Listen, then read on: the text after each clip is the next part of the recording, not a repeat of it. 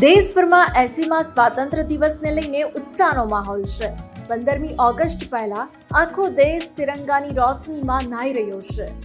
દિલ્હીના ઇન્ડિયા ગેટથી લઈને મુંબઈના છત્રપતિ શિવાજી મહારાજ ટર્મિનસ અને બીએમસી હેડક્વાર્ટર સુધી દેશની ઐતિહાસિક ઇમારતો કેસરી, સફેદ અને લીલા રંગમાં ઝળહળી ઉઠી છે।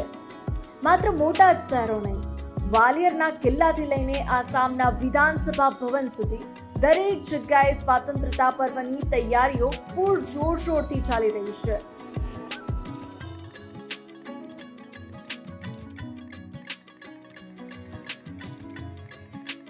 તમિલનાડુના એરપોર્ટ હોય કે પછી ઓડિશાનું ભવ્ય કોણાર્ક સૂર્ય મંદિર, આ તમામ સ્મારકો પર દેશભક્તિના રંગોની અદ્ભુત ઝલક જોવા મળી રહી છે। આ માત્ર રોશનીની લાઇટો નથી, પણ દરેક ભારતીયના દિલમાં ધબકતી દેશભક્તિ છે।